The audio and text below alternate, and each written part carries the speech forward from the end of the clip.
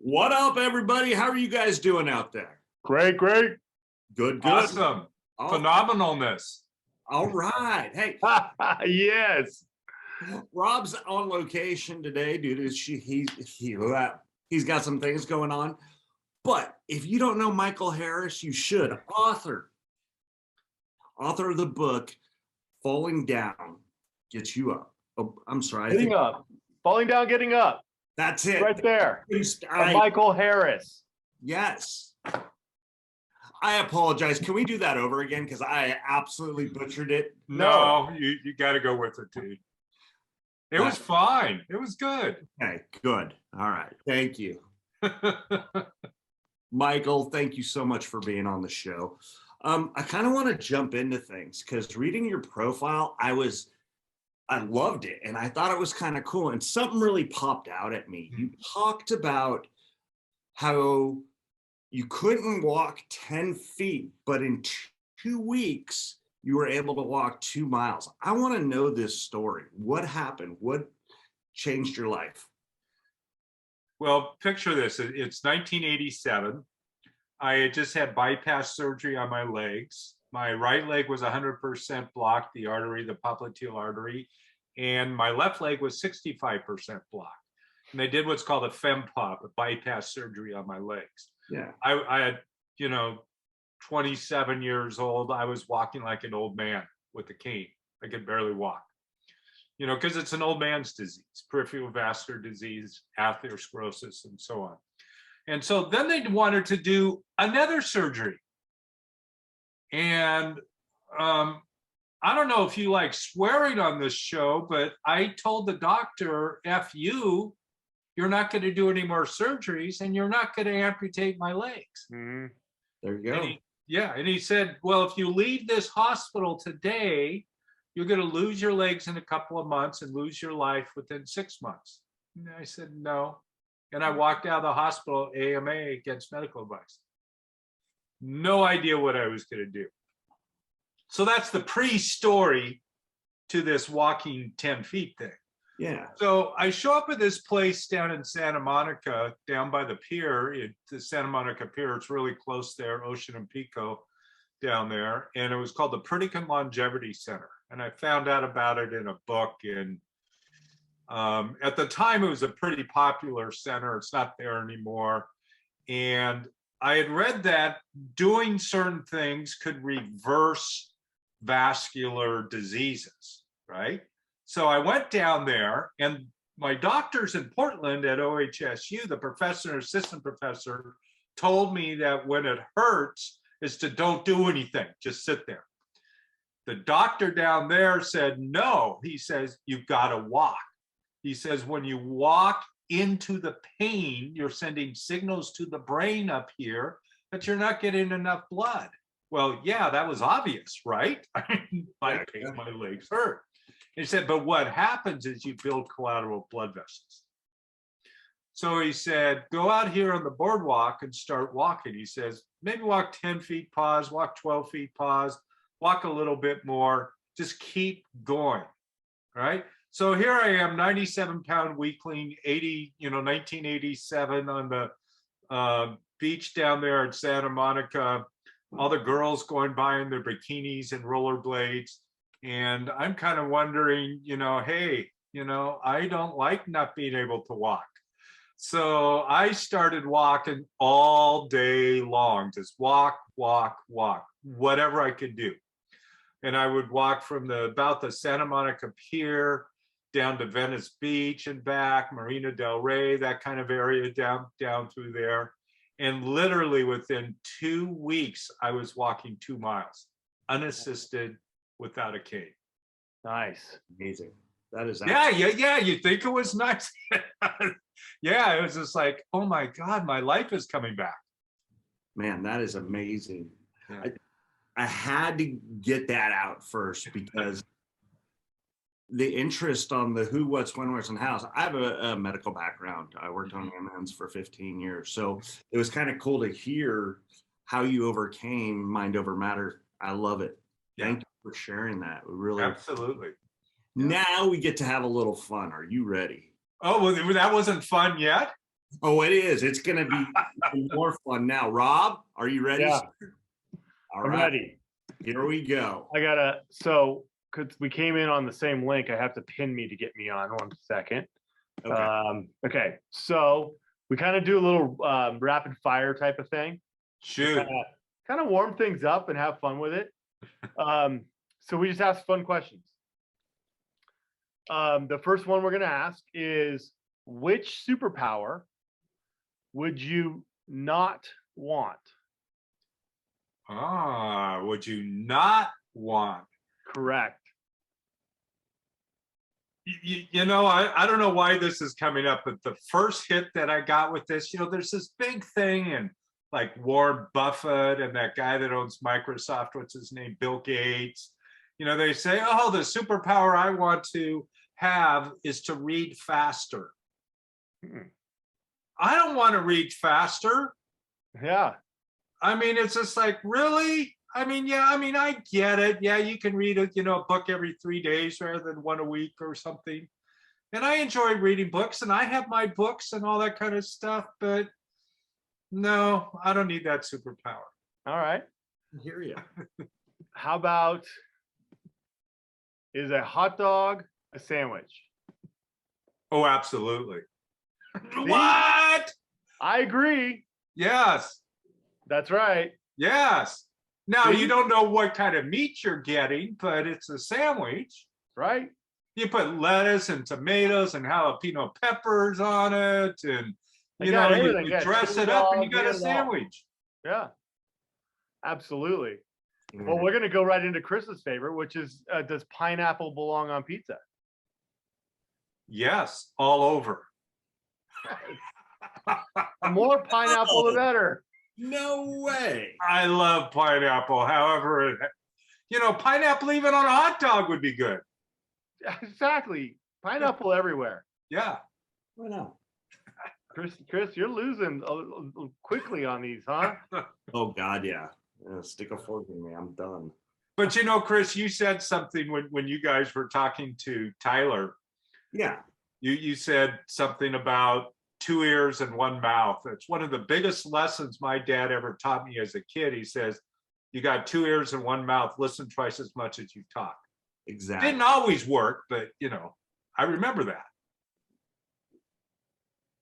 That is something that I got taught from one of my coaches after I was talking too much in a huddle, team huddle, and I ended up having to run like 8 miles. And then he brought me back and he's all, you need to learn to use both of these and just one of these. Yeah. Figured it out. Exactly. Yeah. Can't wait till you implement that, Chris. Well, with you as a partner, I mean. One day, Rob. Yeah. One day he'll figure it out. Yeah. Okay, more questions. You got something else for us? Oh, yeah.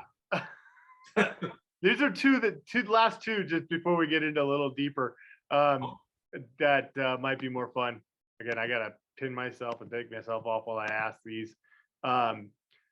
The first of the last two is, describe the color yellow to somebody who's blind. Who makes up these questions? I do. You. You want to go back to the hot dog one? That was good. This is hard. The pineapple? Deep thought, right? It is. It's a great question. The color of yellow. Now I'm going to describe a color of yellow that's kind of bright. All right. Right? Because there's different shades of yellow. Exactly. So imagine the feeling within where your thoughts are just really powerful and you're feeling this energy coming out. And it's like opening up. And then you reach out and you touch this wall. And you know just by the touch that it's yellow and not blue. Because it corresponds to what is happening within. You know why I love this question a lot is because when I was in high school, I had a kid that was a blind kid, and he was talking about his dream. And in his dream, he was talking about he was in the sand and the sand was sucking him down and all these crabs were biting him. And I've always been the inquisitor, right? Like holy cow, what are you talking about? Like you're blind. How do you see that in a dream? How do you dream? And I'm like, so how do you dream? Like, how do you see that? And he's like, oh, sorry, I didn't even think about that. You guys would consider it different.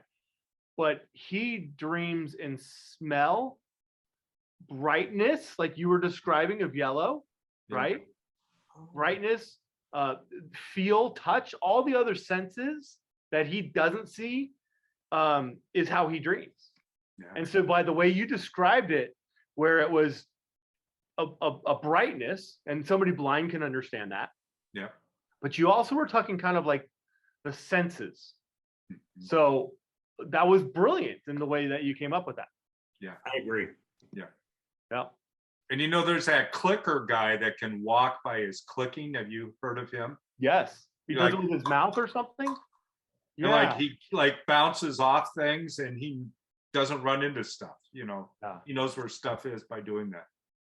So my last one is one of my favorites because it's such a fun one for like people that are baseball players and stuff. But I love this in the thought and the mind of just the everyday. You know, if you were to walk into a room, you know, presenting yourself or wherever it was, what would be your walk-up music or walk-in music? Like a baseball player has a walk-up music. What would be your background music for when you walk into a room? Have you ever heard the long version of American Woman? The 14-minute version? I probably have. You'll have to YouTube it, Google YouTube it. Yeah. And listen to the 14-minute version. Okay. Wow. And there's a guitar solo in there that's out of this world. Oh, I got to go listen to that now. I know. I'm sitting going, Yeah. Yeah. And I think that would be it. That's awesome. And then they break back into vocals again, but there's a lot of really great guitar in there. Yeah. You can close your eyes and feel it, huh? Yeah, absolutely. The color yellow would even come up. There you go. Just by the sounds, right? Yeah, absolutely. Yeah. And you know, in the middle of it, he breaks the guitar string and, you know, he plays a little bit more, and his stagehand, you know, they switch off guitars and he just like goes back at it again. And it's just like, you got to watch it, guys. And anybody out there too, you got to listen to this, the long version. Okay. Yeah. So back into you, right? Because you got this great book and you're talking about falling down and getting up. Yep. I've actually kind of always, like, even with my kids or even people I coach and stuff, and I say, you know, you can fall. You have every right to cry. You can get upset in that moment, but how you get up is really determines how people are going to respect you, how you're going to get on in life. If you stay down, you're down. But how you stand up is going to be the most important thing.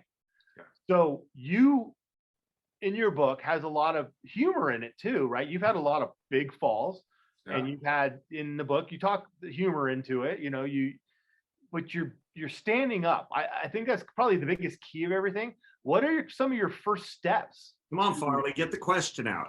I'm asking your question that I'm stealing it from you. What is kind of like your first steps to just getting up? What is the most important things that you think to get started on getting up? Well, I'm a huge believer in what I call dissatisfactional motivation. Right. So, you know, being down, and we've all been down before in some way, shape, or form. We've hit bottom, we've gone through bottom, we've broken the asphalt, whatever it is. And lying there, I remember these times where I was just so dissatisfied, so unhappy with what was going on in my life. And that dissatisfaction got me back up, because I always wanted to live, no matter what happened to me. You know, my accidents, I had a water skiing accident where I had 6% of my liver removed, and I was 12 years old. I was wiped out, right? But I always wanted to live. Yeah. And so even today, when things happen to all of us, maybe not Chris, but Rob and I, a few things happen. Oh, Right? I've had a lot of things happen. Let me tell you. Yeah. Let me tell you. So, so it's that dissatisfaction. It's making that decision to do just the next right thing, whatever that is. The one thing. I don't worry about a week down the road or a month down the road. What can I do in that moment to change whatever it is that's happening? To start something new, not just stop something, but actually start something. Yeah. I like it. You got to actually start it to get going, to get the functionality, and a lot of people have a hard time starting it up. Yeah. And Getting motivated. if I can go off just for a moment, Go for it. there's this whole thing about law of attraction, right? The book, The Secret, and, all that kind of stuff. And it's a lot of people call it this big mystical law of attraction thing, right? And, I got two things about it. John Assaraf, which says, well, the law of attraction really only works with something called the law of Goya. The law of Goya, if you don't know what that is, Goya, is get off your ass. Yep. So you actually got to do something, right? Yep. So then that's like, what's the next step after you fall down? Well, you've actually got to do something. You got to get off your ass and do something, right? Exactly. Yeah. So the other part of the law of attraction that I really like and kind of demystifies the whole thing. So, Chris, what is your favorite meal? Oh, my favorite meal? Ooh, right now I'm going to say Pineapple on pizza. No. Barbecue chicken with green beans, corn, and some grilled up potatoes. And do you like making that yourself? My wife does a much better job. And she does. And who goes to the grocery store to get the ingredients? She does. She does. Yeah. So in your mind, you say, honey, I want this for dinner. And she goes and manifests it for you by buying these items at the store, exchanging some money or karma, whatever you want to call it, at the store for what she's getting. Yeah. She brings it home and puts it together and puts it on a plate on the table right in front of you. You just manifested the law of attraction. Yes. We do this stuff all the time. Subconsciously, we don't even realize we're doing it. We don't even realize we're doing it. Right. Can I ask you a quick question in this role? I find people that you say this to, right? You talk about the Goya, get off your ass, thought, mindset and stuff. But it almost feels like people need permission to do it. And it was kind of amazing. I had one guy literally that I was working with, and he put it out to all his people, and he says, if you're looking for permission to do something great, I'm giving it to you right now. Yeah. Yeah. Absolutely. Right turn permitted without stopping. Just do it. Right? Yeah, exactly. Right. Exactly. Yeah. That brings a good point on. You're the co-founder of Endless Stages. Yep. And you're giving a platform to people to learn and to make themselves better. Yep. Now, we've heard Tyler's side. I want to know your side. What was your main attraction to Endless Stages? Okay. Well, I asked you a question a moment ago, Chris. Now I'm going to ask Rob. Oh, get him. Take him down. Yes. What is your earliest memory of doing show and tell as a kid? Oh, okay. Well, obviously I was very young, and I had a very young sister, and we had a cardboard box, and I made a theater out of it. It was like a big, I don't know, refrigerator came out of it or something like that. So I cut a hole, and I was doing shows for her. So I remember that. And then obviously going to school and you do stuff, but my very earliest had to be trying to entertain my little, 1-year-old sister at the time. Kind of show and tell type thing. Yeah. So you were a public speaker at that moment. Yeah, I would say I was, and I've never shied away from it. Right. As long as I'm on a stage. Yeah. In person, I struggled significantly. Yeah. Just as you grow up as a kid and the bullyings and the not bullyings, and then I grew a foot over a summer and I wasn't bullied anymore. Yeah. That can change real came out in quick. public. But if Yeah. I was on a stage, I could be whatever I wanted, and that's how the difference in show and tell, or me Yeah. being a public speaker, was. Right. So the question was about endless stages. So one of the things that I realize is that all of us as kids, you described a situation with this cardboard box. You go to second grade and you stand up in front of the room and you got 2 minutes to say what you did on spring break, Yeah. whatever it is. You're learning already to be a public speaker right then and there. Yeah. So what I really like to do, and what I've done over the years, I probably have trained about 7,000 people, is to remind them that they already have what they need to get their story and message out, because they've been doing it their whole life. Right. Don't even realize it. Again, it's like the law of attraction. It's just like, it's so obvious, but we don't even realize it. Tyler likes to talk about, the fear of public speaking is a bunch of hooey, because we talk to people all the time, right? Exactly. And I think on your show, he talked about going into a restaurant and ordering a meal. You're speaking in public, Yeah. Exactly. Right? That's right. Yep. So what I really help people do is to bring to their awareness what they already have.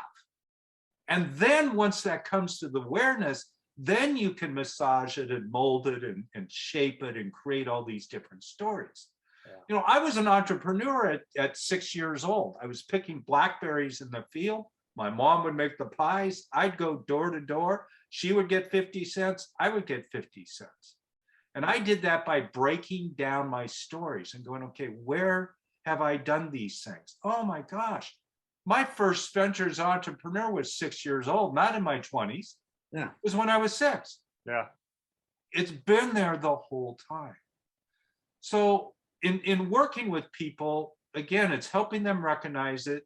We have some exercises that we go through that help them bring those stories out and to break them out, and how to say them in, whether it's a 30-second version, a 2-minute version, a 30-minute version, a 60-minute version, the same story. I can tell the BlackBerry entrepreneur story all day long, or I can tell it in 10 seconds. Right. Right? I want to ask you 3 questions. Or do you want to go? Do you want to do, or do you go? Yeah, let me do it.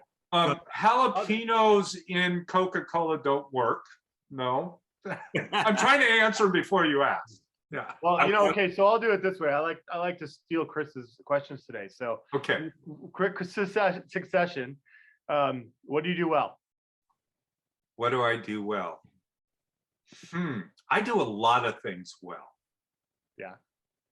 One of the things that I do really well, and this might sound, a little bit too selfish or something, but one of the things I do really well is I go and I climb a butte every single week, at least one. Nice. And I love getting up to the top of the butte. Part of that was because of the whole walking thing, and I walk fine now. I can do whatever I want to do. I do that really well. I've been teaching yoga for 25 years, practicing 35 years. Wow. And I'm not Mr. Bendy, Mr. Flexible as such. And I can teach a yoga class really well. Again, it's bringing out what somebody already has within and helping them realize that wherever they are at that moment is perfect. Yeah. Right? How many do you want? Chris, you can take the other 2. I was having fun stealing from you. I know, you always do anyway. What would you do differently? What would I do differently in my life? Yes. Probably wouldn't have drank as much in my 20s. Fair enough. Fair enough. Now, what do you think you need work on? Well, I have this desire, and you may have seen it if you looked at